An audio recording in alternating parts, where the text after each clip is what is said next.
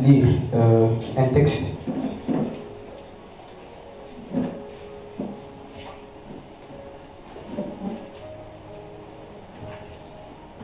Et c'est une exhortation, n'est-ce pas? Nous sommes dans Hébreux chapitre 1er, plutôt 11, à partir du verset 1er. Hébreux chapitre 11e, à partir du verset 1er.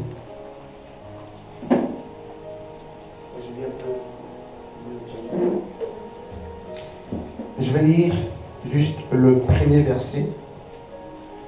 Et je sais que c'est un texte que pratiquement tout le corps de Christ connaît. Hébreux chapitre 1er, 11, à partir du verset 1er.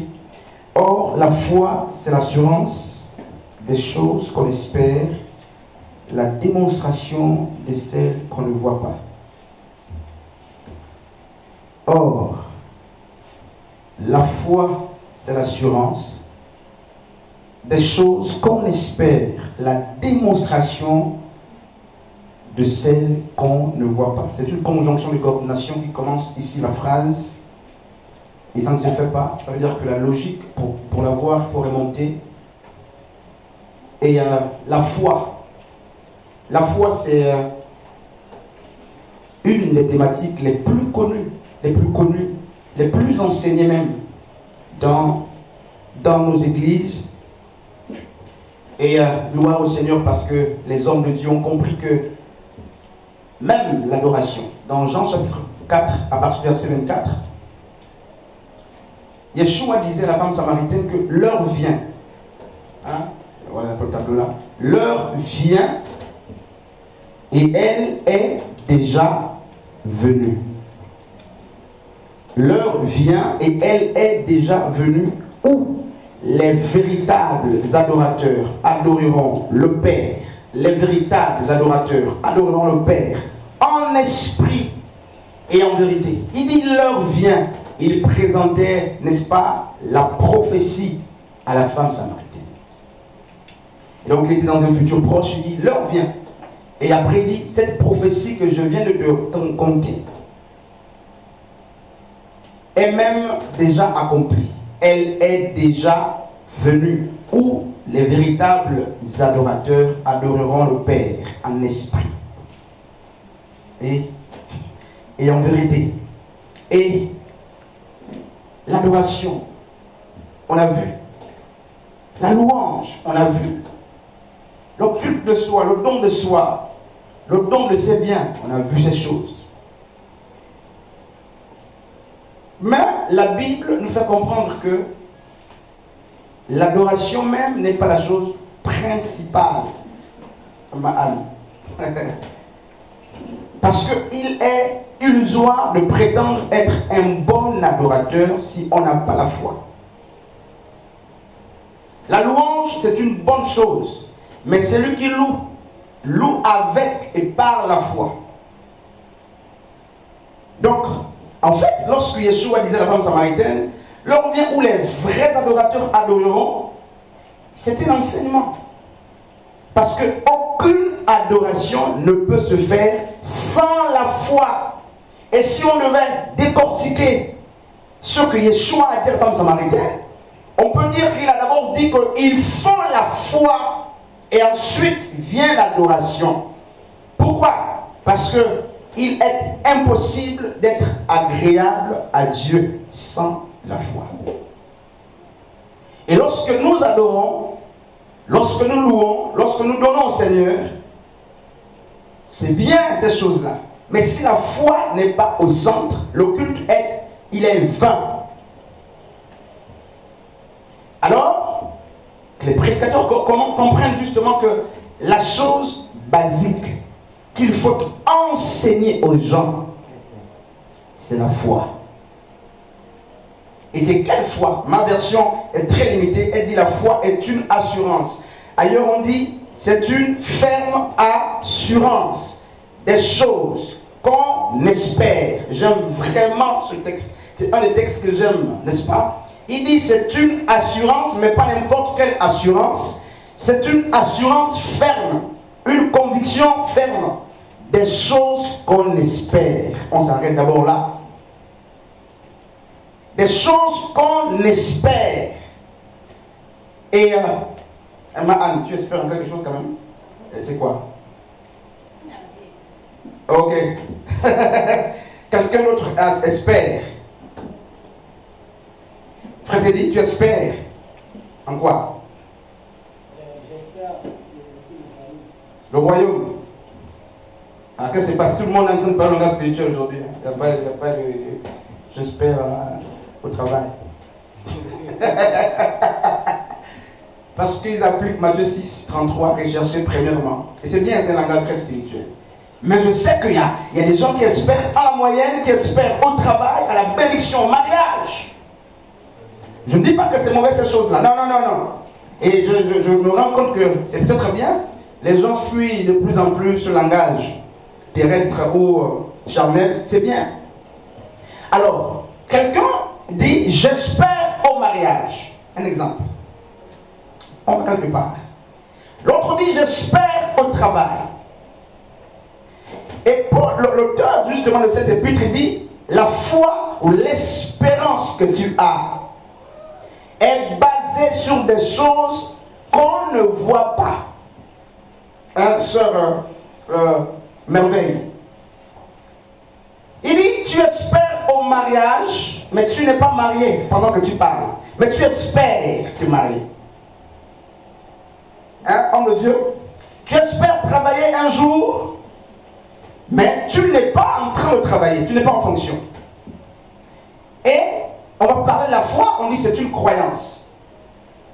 Et c'est pistis en grec qui vient de pistéo, donc le verbe croire. Et les scientifiques disent que la croyance ou la foi chrétienne est un savoir, mais un savoir qui n'a pas de preuves mathématiques ou matérielles pour démontrer son cheminement ou son processus.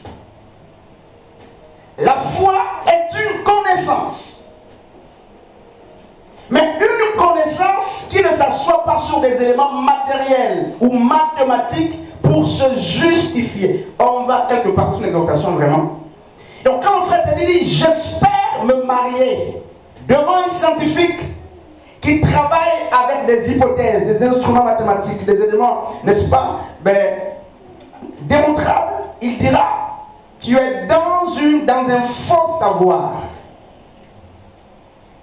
Parce que si je dis au frère, te dit, prouve-moi mathématiquement que ce mariage auquel tu espères arrivera, il ne le fera peut-être pas. Hein, frère te dit. Et quelqu'un espère être guéri. Et quand on dit, mais tu vas être guéri comment? Il dit non, j'espère à la guérison. Je crois que je vais être guéri. Je crois que Dieu va me guérir. Ah oui, ça c'est un savoir. Mais quel type de savoir? L'auteur dit, c'est une assurance ferme. Ça veut dire que la foi ne consiste pas dans le fait d'espérer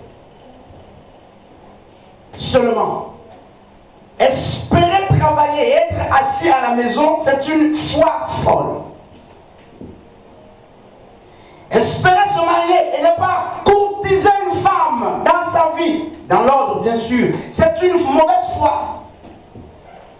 Si quelqu'un veut travailler, il a foi qu'il veut travailler, mais qu'il prenne ses papiers, qu'il prenne la lettre, n'est-ce pas, manuscrit, tout ça, qu'il prenne ses diplômes, qu'il aille les déposer quelque part. Et là, il dit, j'ai foi que je vais travailler. Moi, quelque part, ma Anne. Si quelqu'un, n'est-ce pas, veut avoir d'enfants, il doit en même temps comprendre qu'il faut une femme à côté de lui. Parce que c'est Jésus qui est né de Marie, n'est-ce pas? Sans Joseph. Sauf si tu veux aussi accoucher comme ça, n'est-ce pas? Et on comprend que la foi, semble-t-il, est diamétralement opposée au langage mathématique. On va quelque part, Ma'an. Mais on nous dit, le mot épistério, n'est-ce pas? Qui donne pistis, donc la foi, croire, une conviction, une assurance. Et quand vous lisez Hébreux, la Bible dit que les pères ont cru, sont morts dans la foi sans avoir vu ce que Dieu a promis. Mais dans la foi, ils sont morts. Elles sont gagnées là. Sans voir les promesses. Mais ils sont morts dans la foi. Et ces promesses ont été vues par les fils. Par la génération qui vient après Abraham, nous avons hérité de ces choses. Mais les pères à qui ces choses étaient promises n'ont pas vu. Et il y a un autre mot, frère. Je vais finir bientôt, homme de Dieu. J'ai beaucoup de choses à dire. En tout cas, je sens que j'ai beaucoup de choses à dire, mais il faut qu'on reste calme. Homme de Dieu. Il y a un homme que je lisais, Job. Job 29. Je lisais Job et j'ai vu Job en train d'être accusé par plusieurs courants. Les hommes culturels, les hommes historiques, les hommes d'église. Et Job était accusé. Et il m'a dit quelque chose qui m'a touché. Touché, homme de Dieu. Il va dire, dans les tribulations, dans le manque, dans la maladie, Job a dit, je sais. Il dit quoi? Quelqu'un pour m'aider là? Je sais quoi? Je sais que mon Rédempteur est vivant. M.A.N. Job n'a pas dit, je crois que mon Rédempteur est vivant. Il dit, je sais que mon Rédempteur est vivant et qu'il se lèvera le dernier jour. Job, il parlait dans la maladie d'abord, dans le manque, dans le besoin, homme de Dieu. Il dit, mon Rédempteur, il dit, je sais. Job était à la dispensation, n'est-ce pas, de l'endurance de la loi. Donc il n'y avait pas les fusions d'esprit. Mais il va dépasser ceux qui ont l'esprit. Parce que nous, notre génération parle de je crois. Je crois. Job, qui n'était pas dans la dispensation de la grâce, dira je sais. C'est parce que quelqu'un voit le problème. Un homme de Dieu. Et l'église est formée des personnes qui croient. Comme l'ennemi, on croit, c'est très bien. Mais il faut que notre croyance arrive à la connaissance ou au savoir. Quand vous voyez les gens vaciller, vous voyez les gens déambuler, les gens se chercher, c'est les gens qui ont cru. Parfois une croyance sans fermeté, et parfois ils n'ont pas mené leur croyance à être une connaissance. Je vous dis pourquoi. Hébreu dit, c'est une ferme assurance des choses qu'on espère. Ok. Et une démonstration des choses qu'on ne voit pas. Et lorsqu'on a pris ce texte une fois à la cellule, j'avais dit à un frère que ce texte, un texte comme celui-ci, n'est-ce pas, il est limité. Laissez que je dise quelque chose. Quand on dit c'est une assurance des choses qu'on espère, on le concède, on accepte. Mais dire que c'est une démonstration des choses qu'on ne voit pas, non.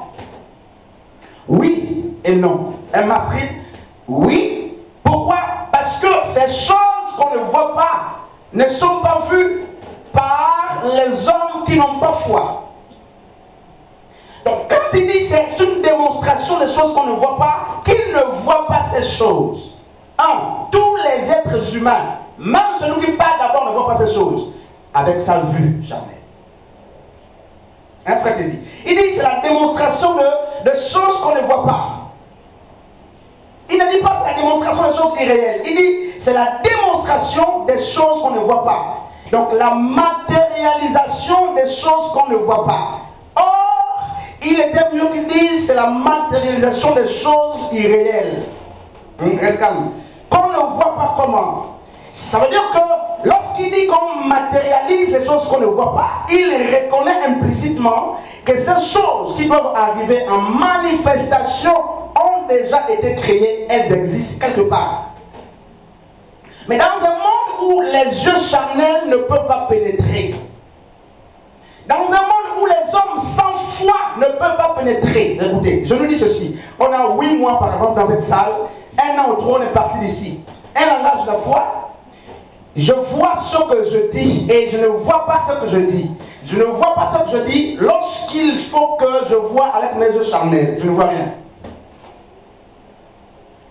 N'est-ce pas, homme de Dieu? Mais quand je dis nous partirons dans entre un an, je vois ce que je dis, non pas avec les yeux charnels, mais je vois ce que je dis avec les yeux de la foi.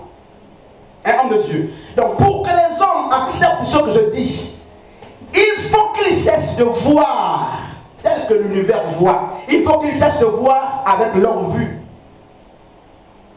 Hein, Sœur Joss, tu restes calme, n'est-ce pas? Donc, homme de Dieu, je ne sais pas si ça, je ne sais pas. Quand je dis, nous partirons d'ici au trône dans une année, la Sœur Joss est scandalisée. Hein, Anne, parce qu'on n'a pas encore fait l'évangélisation, on n'a pas encore vu la scène pleine. J'accepte ça. N'est-ce pas? J'accepte.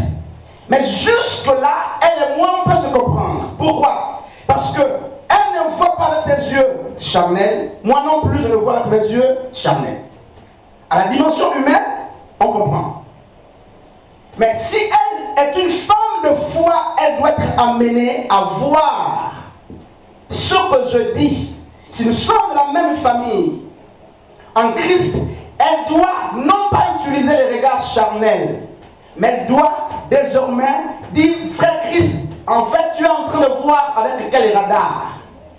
Si c'est avec les radars de la foi, moi aussi je vois avec les radars de la foi. Alors, la démonstration des choses qu'on ne voit pas, c'est pour qui? Parce que quand les gens sont mariés, il y a une projection, tu vois le mariage. Tu vois la cérémonie du mariage. Hein, tu as la promotion de Dieu, les responsabilités, tu les vois. Tu les vois, comment on t'inaugure, tout ça, on t'habille, on te met des médailles. Tu dis, mais l'auteur dit c'est la démonstration des choses qu'on ne voit pas. Donc, ici, tu as, en tant qu'être de foi, le devoir de ne plus, n'est-ce pas, garder en secret le mystère que tu ne vois, hein, qui n'est vu que par toi. Tu as, en tant qu'être de foi, la responsabilité de faire jouir de ces biens spirituels, n'est-ce pas, aux gens qui ne voient pas comme tu vois. Hein? Est-ce que ça passe même depuis que je parle même? Je sais pas. Ok. N'est-ce pas, Anne? Le téléphone, l'auteur a dit, c'est la démonstration, pas des choses irréelles. Parce que Dieu a fini de créer. Il n'y a pas de nouvelles. Dieu a créé, il s'est reposé, n'est-ce pas, le 7e jour. Tout existe. Les hommes doivent découvrir les choses. Même sur le plan naturel, tout existe. Mais avec les découvertes, on se rend compte qu'on a découvert telle espèce, telle. C'est le même principe sur le plan spirituel. Dieu a tout créé. Il faut des concurrents pour aller voir. Ah, ici, je vois que Dieu avait créé. Hein, je suis handicapé, mais je marche parce que Dieu avait créé la guérison pour moi. Et c'est là-bas. Je suis stérile, je n'enfante pas. Et toi, tu te dis que le jour que tu as enfanté, c'est ce jour que Dieu a commencé à créer les enfants dans ta vie. Non. Tout est créé. Dieu travaille avec des objectifs et des plans. Seulement, il a besoin des hommes qui vont à la conquête des promesses et des acquis spirituels. Donc, quand tu es un homme de foi qui ne travaille pas, tu sais que le travail a été créé pour toi. Dieu te l'a promis. C'est lorsque tu vas prendre tes pieds de la foi, tu vas marcher. C'est là que tu vas rentrer dans la possession de cet héritage spirituel. Mais le problème est que les chrétiens s'exhibent et sautent. Quand il y a ces choses, parce que pour eux, c'est étrange. Pour eux, c'est nouveau. Mais les gens qui sont assis acclament Dieu quand il y a un miracle, quand il y a une conversion, parce que ce sont des choses que Dieu a prévues depuis. Seulement, les gens sont arrivés à la saison destinée. Ils sont rentrés dans ces choses. Le téléphone existe. Il dit, c'est la démonstration des choses qu'on ne voit pas.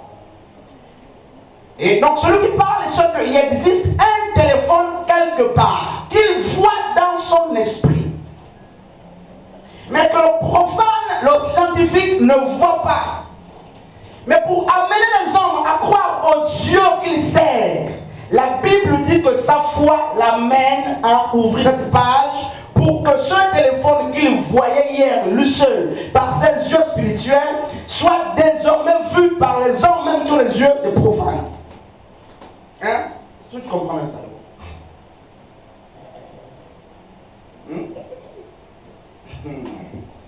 J'ai compris ça.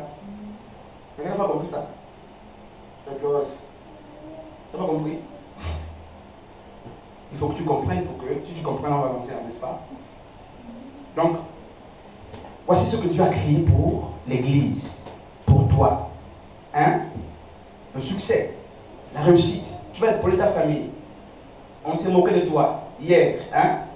Mais les gens qui se moquent ne savent pas que Dieu t'a préparé. Il y a une destinée pour toi. Et tu vas parler la part de Dieu, tout ça. Tu vas élever ta famille. Par toi, la famille va sortir, n'est-ce pas, de la moquerie. Qu'est-ce qui se passe? Donc Dieu a préparé pour la sœur Josh un emploi, un bon mari. Mais c'est caché. C'est dans le monde invisible. C'est des promesses qui sont cachées. Donc, c'est ça cette promesse. Parce au travail, que Dieu a créé depuis le premier jour. Après la création, le 6e jour, quand on a tout créé, l'homme, c'est le 6e jour. Donc, les autres premiers jours là-bas, n'est-ce pas, jusqu'au 5e jour. Dieu a pensé à la sœur Joyce, il a dit, je prépare son mari et son travail. Et c'est dans le monde invisible. C'est derrière, c'est ici dans le monde invisible. N'est-ce pas?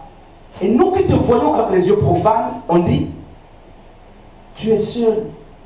Elle passe le temps à pleurer, à souffrir. Et on t'a jugé, condamné. Est-ce que tu vois? Ils n'ont pas tort. Parce qu'ils exercent avec leurs yeux charnels. Ils ont vu que la sœur Joss n'a pas encore le doctorat. C'est pas sûr qu'elle va passer dans les médias.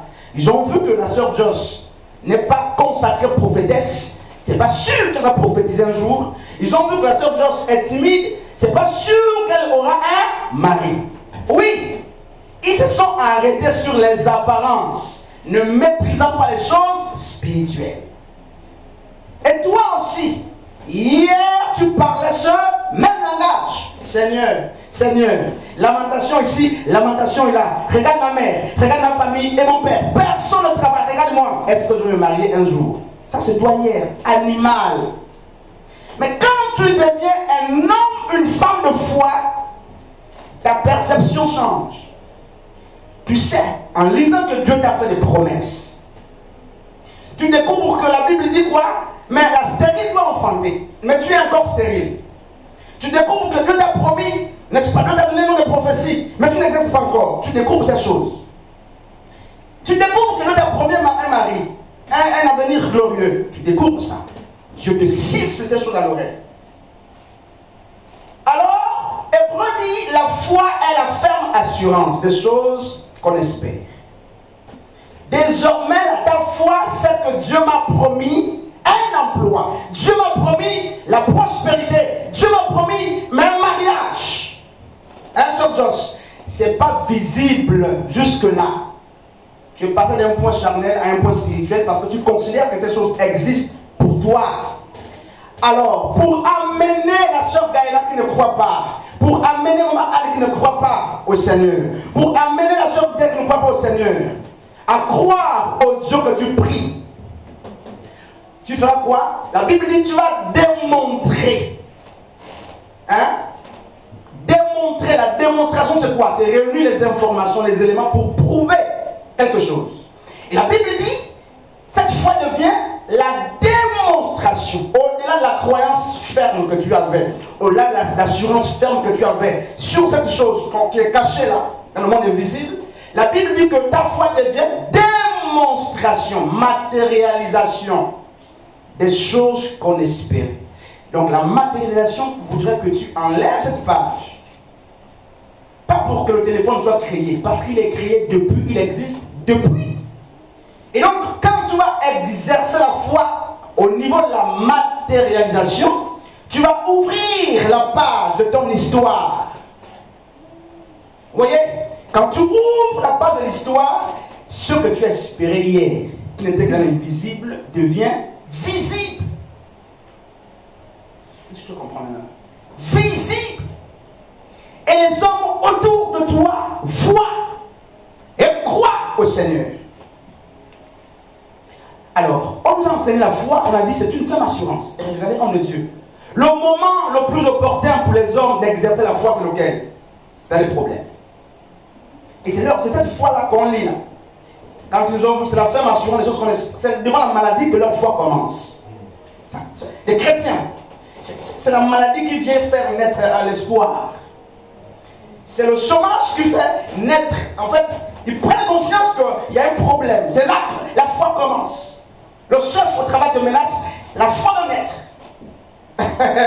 Tu sens que là où tu travailles, il y a des problèmes parfois avec le bailleur, tout ça, sort de ces cas, tu as peur qu'on te chasse la place. Et ta foi, tu veux maintenant commencer à l'exercer. Et c'est ça les chrétiens. Alors que la foi, Habakkuk dit, le juste vit par la foi, le juste vivra par la foi. Homme de Dieu, ça c'est autre chose. Ça veut dire que cette foi n'est plus un élément qui est déclenché lorsqu'il y a un événement. C'est pas lorsque tu constates que tes moyens diminuent à l'école là que tu exerces même une fois pour dire là j'ai la foi, malgré tout je vais. Non, c'est pas cette foi-là.